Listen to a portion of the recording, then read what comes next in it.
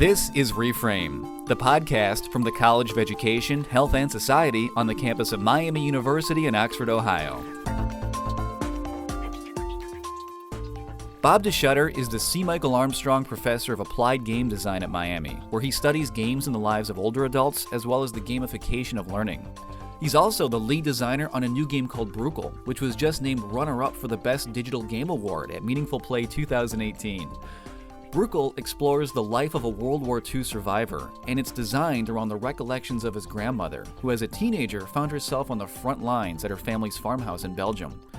In Brukel, the setting is not only accurate, but every piece of historical audio is also authentic, which leads to an artfully crafted interactive experience that shows how gaming technology can be used to archive meaningful stories, as well as to provide a captivating counter-narrative to the way war is so often portrayed. Dr. DeSchutter, thank you so much for being on the podcast. Hey, sure, my pleasure. So first off, congratulations on the recent award, Brukel winning Best Digital Game runner-up at Meaningful Play. That seems pretty exciting. Yeah, that was pretty fun. I wasn't really expecting that, so I'm happy with how it went. You know, I was submitting it to just make it the cut, really, to get into the expo. But it worked out, well, obviously it worked out pretty well. If you look at the other contestants, that's what takes the cake for me. The project that won was a company with millions of dollars behind it, a significant amount of people working for it. And then you've got me, you know, making Brukel with the help of some of the IMS students, obviously, as well. But a large part of Brukel is just basically me. I mean, I've done the programming, not to take away anything from the help, because I mean, I had really great students help me, obviously. But yeah, at the end of the day, it's very different from working with a professional company where you're just a whole bunch of professionals. You know, I mean, the only professional on this project was me, basically. Well, I had like 4 or 5 assets that a professor from the College of Creative Arts helped me with as well. So that was great. It's an interesting game for a lot of reasons, and you have a very strong personal connection to the game yourself. So what is the story behind Brukel, and how did it come to be? Sure, yeah. So as a game designer, and you know, obviously I know a lot of other people who are game designers, I think every one of them has a folder somewhere with ideas. You know, you play a game, you see a movie, you read a book, like all of a sudden you have an idea for a game you want to make.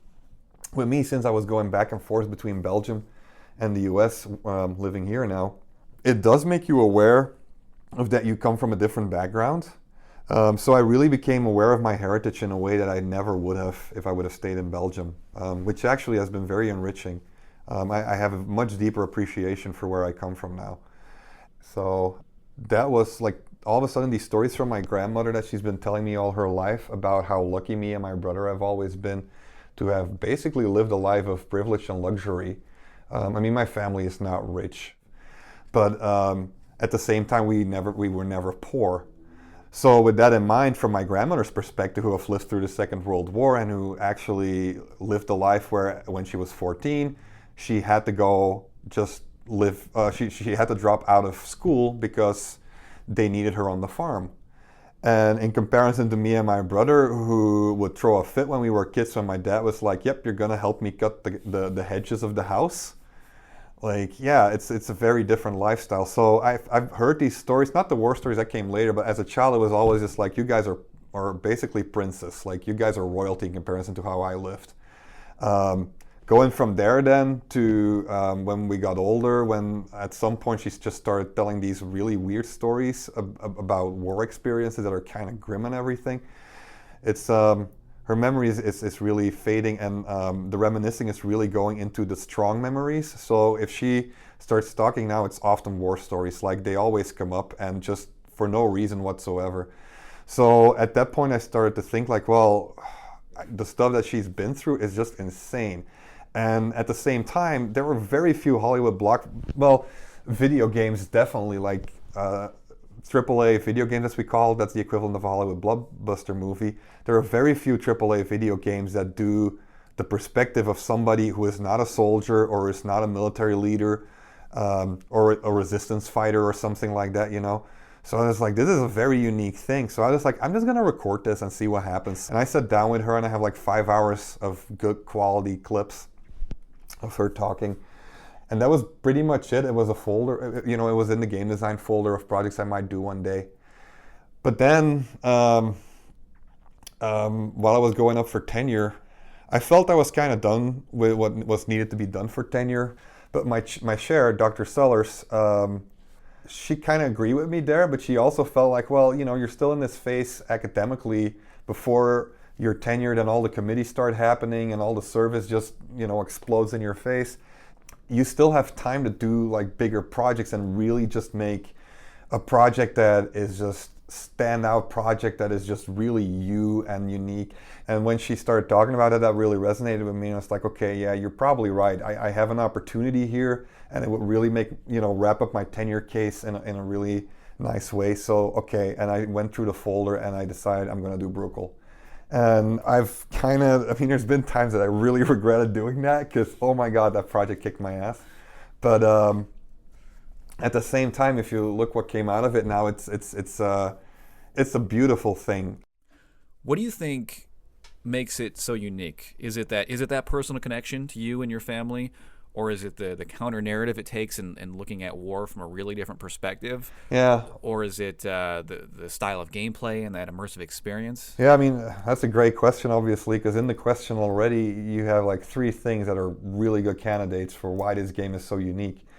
And I think, I can obviously pick one of those things, what I think is my favorite of it. Like, what I think is the most awesome part of Brukel is my grandmother is, my dad just passed away with a gastric cancer. My grandmother is 92 now. I don't know how long she's going to last. But,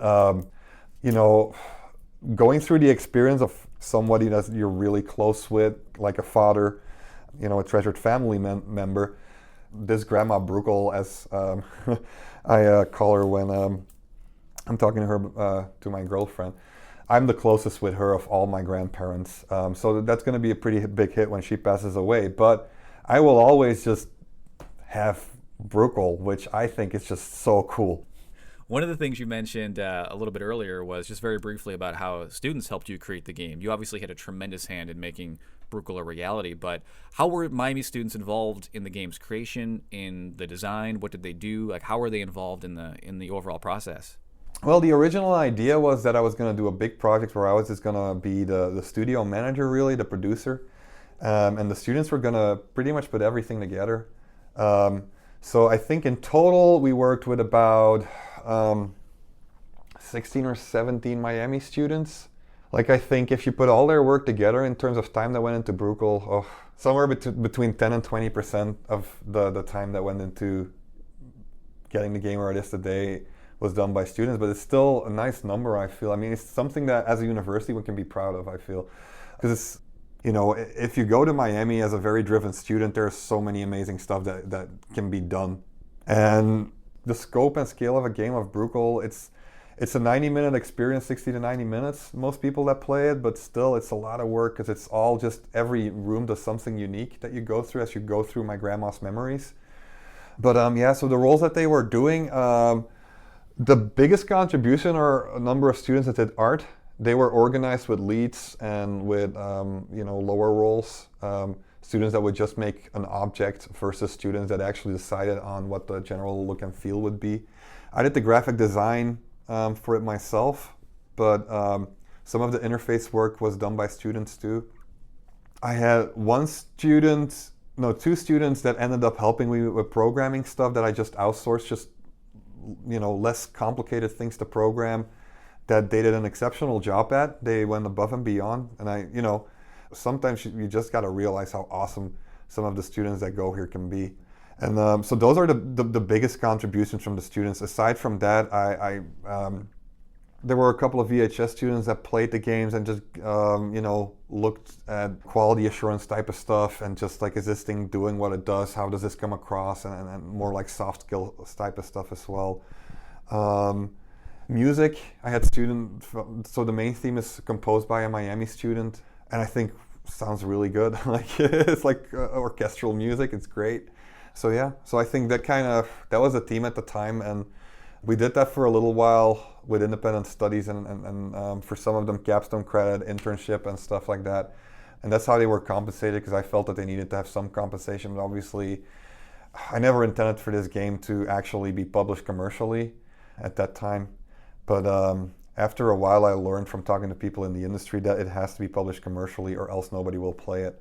So that's kind of where it is right now. And the students are fine with the credit structure, and we've got signed agreements that we can move forward that way. And that's how Brukel now will become an actual commercial published game.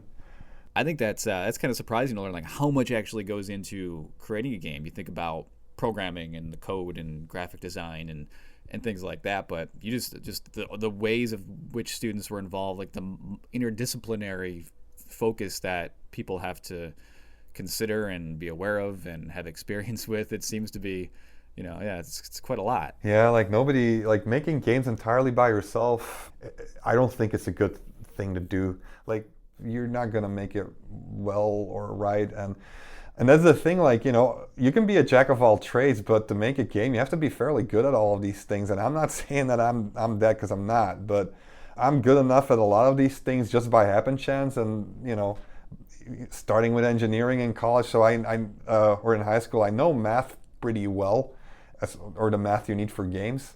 I did the art school thing, so that worked out well. The psychology stuff, doing user testing, I got that with the PhD. Like, I've been instructed a lot of these things to be better than just average at it, but I'm still not an expert at most of these things. So I think to make a game entirely by yourself is just really hard. You need an interdisciplinary team.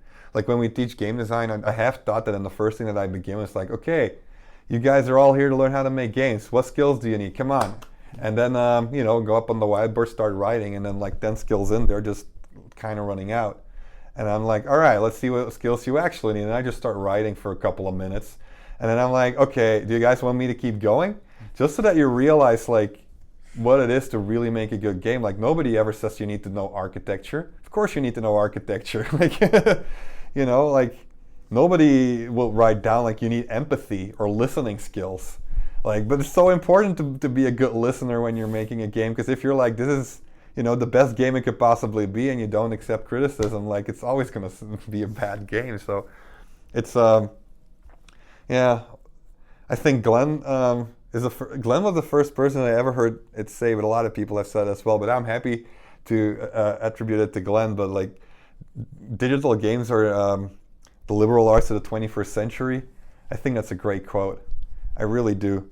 Just because all the disciplines that we value in liberal arts and liberal education are very well represented in games. I think that also speaks to the way games have evolved and become more respected over the last couple of years and decades. I mean, there's the our games art and the what they can actually do and what they can accomplish. We talked about Brukel specifically being that personal, meaningful connection, and the way that shows a counter narrative of war, and there's a strong artistic through line throughout the entire experience. Was that part of your plan from the beginning, to make Brukel to help continue to change and continue to show and push the envelope of what games can be and what they can do? For me, it was like I needed to do what's it called again? The research leave. So, for pre-tenured faculty members at Miami, it is recommended that you take a semester off as a research leave and you do something research oriented. But I always felt like I didn't really want to do that, because at the time I was working 80 hours a week easily, but since I was working such crazy hours and I was so ridiculously productive, I felt that why would I want a research leave? Like, I'm already, I'll be way more productive without a research leave. I can do the teaching and be as productive as anybody who's doing the research leave. But that research leave was a really good idea, because it really allowed me to hone in on just one thing. And that's kind of how Brukel came to fruition. But with it being in the context of a research leave, I also needed to validate it.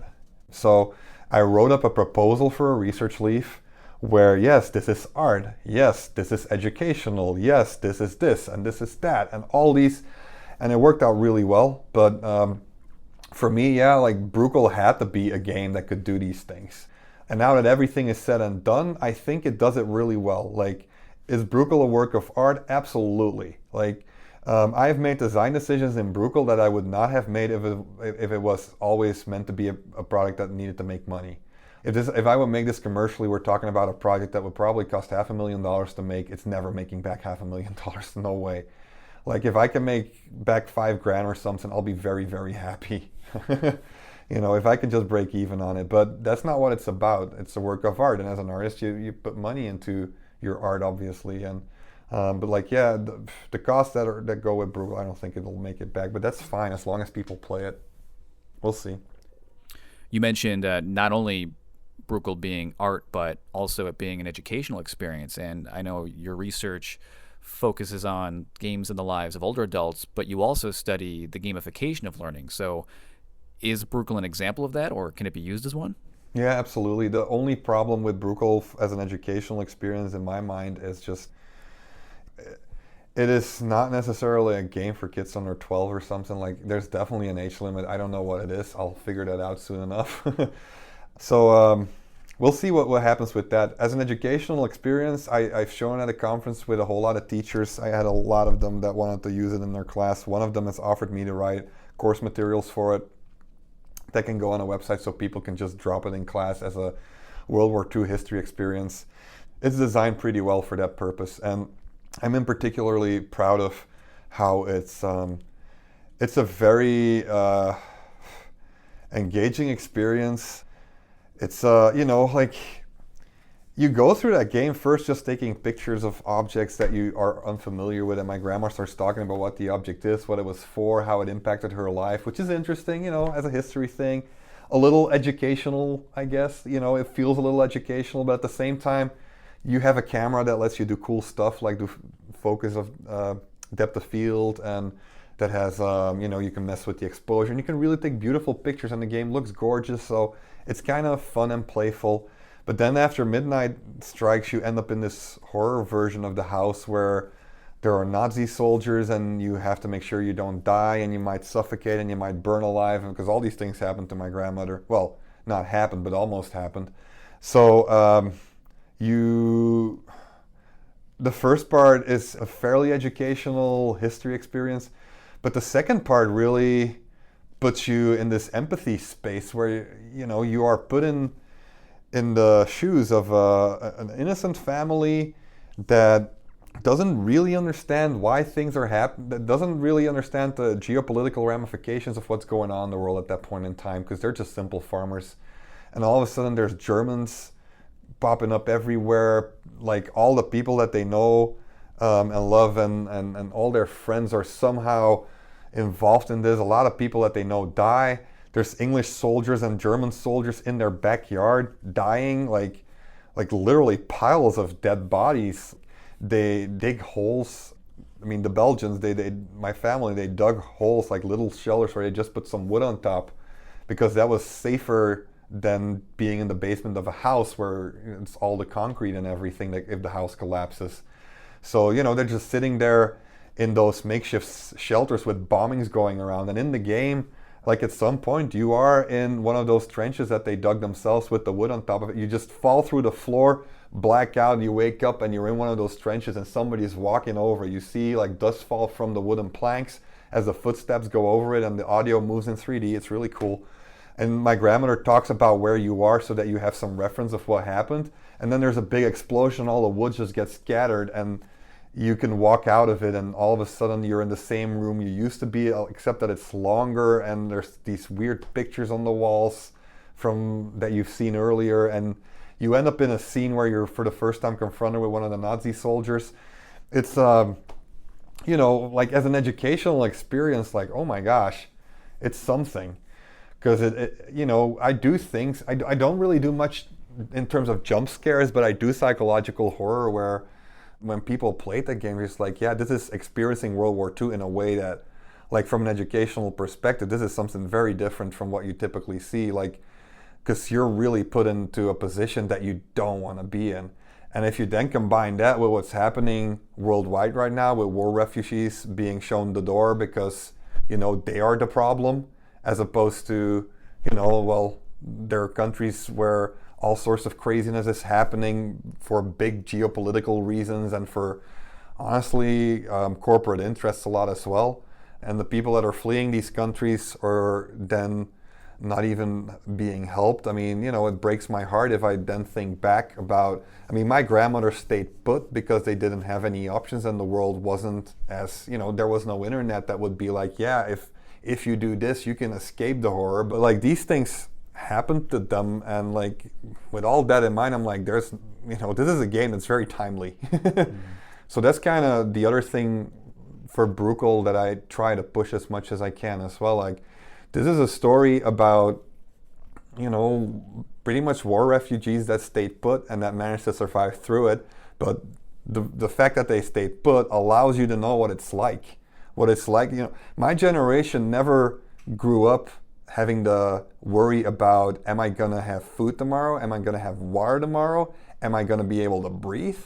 My grandmother has been in situations a lot of the times where it's just like, we don't know, we've been in this shelter for so long, we don't know if the next bombing we're going to make it through because the gas buildup from all the smoke is so bad.